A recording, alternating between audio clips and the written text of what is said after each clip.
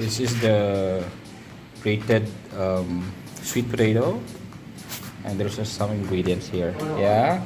So this is the I'm using 1 1/4 cup of white sugar, and 1 can of evap, and 1 can of condensed milk.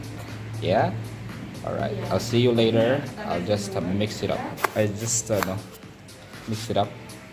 Nalo ko lang po yung sugar, and then right after I just add on the evaporated milk. Alright, I just pour it in.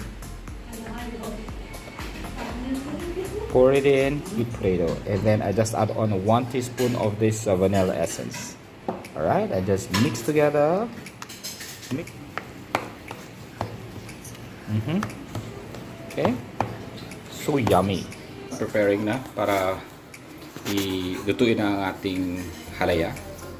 Yan po yung ginawa natin kanina. Yan po yung itsura pag after siya na mix. And then ito naman po ang ating coconut cream. Ito po ang available dito po. And this is the margarine. This is 2 tablespoon margarine. At binuksan ko na rin po yung ating condensed milk. Medium. Low medium heat, okay? Alright, just pour it in. And hayaan lang po natin siyang maluto saglit. Yan po ang tsura ng parang kakanggata po ito sa atin. Ayan. Had our lunch. Alright. Just mix it up. And then pagkatapos po niyan, i-add po natin ang mix na grated purple sweet potato.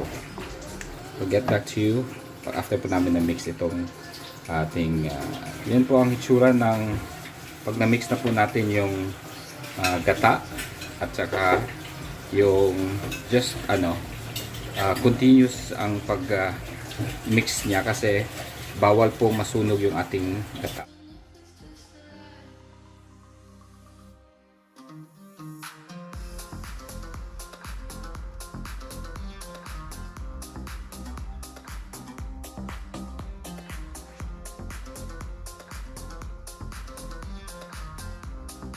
Yan. Yan na po ang itsura ng ating halaya after a few minutes ng paghahalo. Kita nyo, it looks so smooth and medyo liquid pa siya. Mag-stack up na po siya para magiging okay. Now I just add on the condensed milk. Yan. And normally hindi ko po siya inuubos lahat kasi medyo matamis masyado kasi nga sweet potato yung ginagamit natin. Oh yeah. So hindi naman po siya ube. And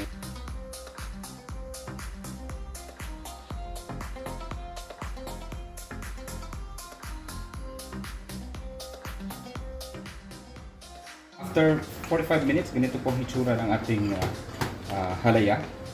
Ayan, hihinaan ko lang po yung apoy. So nakita nyo, it's medyo matigas na po siya ng konti. Ayan. Saka ko po ihahalo na yung margarine. Okay? Halo ko lang yung margarine. And then continuous halo again. And then it will be about, it will take you another 10 to 15 minutes more. Ayan. Makita nyo medyo shiny at nag-add na po ng color. Mas na-enhance po ang color ng ating halaya. Okay? Yes. Ayan na po ang finished product natin. Yan na po ang ating Camote Halaya. Right? Makita nyo, very shiny. At kung naamoy nyo, this is so sweet ang amoy niya. At sobrang enticing yung nasa kawali pa lang gusto mo nang tikman, gusto mo nang kainin. Yeah? At this time, tikman muna natin yung ating nagawa po nating Camote Halaya. Right? So, yeah.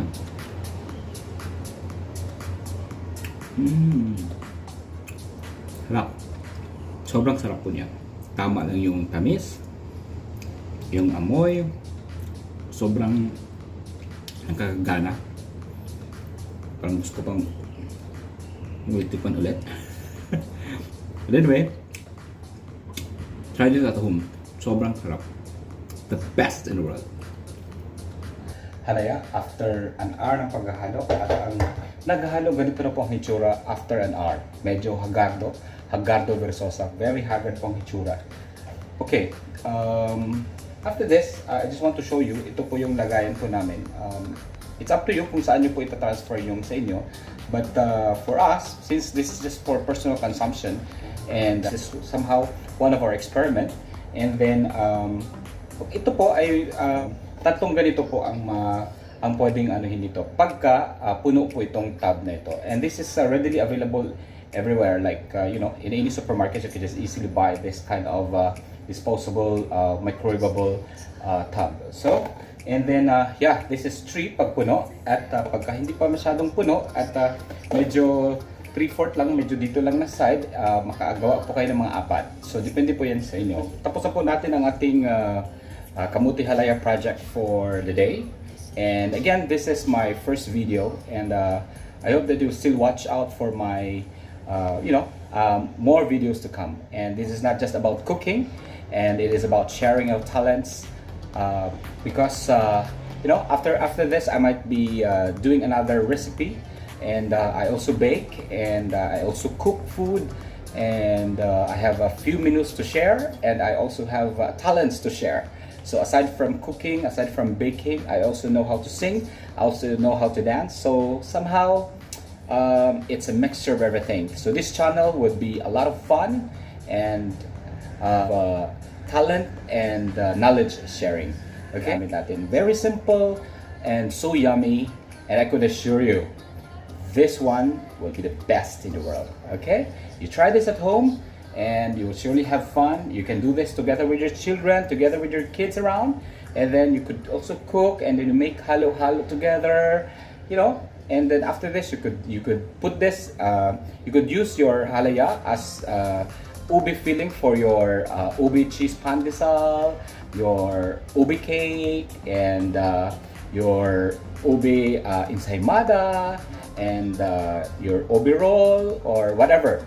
And then you could also make put this a toppings halo and everything. All right. So this is again your Kuya Pandisoy, or I call myself Pandisoy.